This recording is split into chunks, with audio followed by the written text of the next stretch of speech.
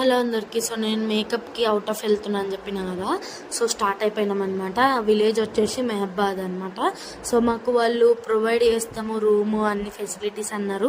But ఎటువంటి facilities లేకుండే మాకు. And client was very fussy client అనమాట. చాలా ఫస్సీ తను. అండ్ ఒక వీడియో కాదు కదా, ఒక ఫోటో కూడా తీసుకొని ఇవ్వలేదు మేకప్ అయిపోయినాక. And bad experience. నేను ఎప్పుడు నా లైఫ్లో ఇంత బ్యాడ్ ఎక్స్పీరియన్స్ కాలేదు. ఫస్ట్ టైం అనమాట బ్యాడ్ ఎక్స్పీరియన్స్ ఇన్ మేకప్. చాలామంది క్లయింట్స్ని అటెండ్ చేస్తాం కానీ ఇంత ఫస్ట్ క్లయింట్ నేను ఎప్పుడు అటెండ్ చేయలేదు.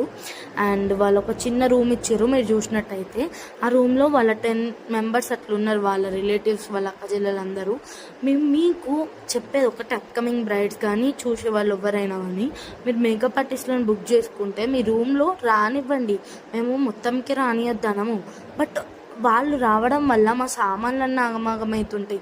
మేము చూసుకోవాలి కదండి. ఒక్కొక్కటి 1000 ఉంటుంది. అది పోతే మా మీదగానే ఉంటుంది కాబట్టి సో మీరు కొంచెం జాగ్రత్తగా ఉండండి. మీరు మీ చుట్టాలని ఎక్కువ రానివ్వకండి మేకప్ అయిపోయే వరకు. అండ్ కొంచెం టైం ఇవ్వండి. మేకప్ ఆర్టిస్టుల పైన ఆడవారం కానీ చిరాకు పడడం కానీ చేయకండి. అండ్ వాళ్ళకి కొంచెం ఫెసిలిటీస్ ప్రొవైడ్ చేయండి. కొంచెం ఫుడ్ ఆఫర్ చేయడము, లేకపోతే వాటర్ అన్నా ఏమన్నా కొంచెమన్నా ఫెసిలిటీస్ ఆఫర్ చేయండి. అండ్ జెంటిల్గా మాట్లాడండి. మీ టెన్షన్స్ ఉండొచ్చు, మీకు బిగ్ డే కాబట్టి, కానీ వాళ్ళ మీద మీ స్ట్రెస్ మొత్తం తీయడం అనేది కరెక్ట్ కాదు.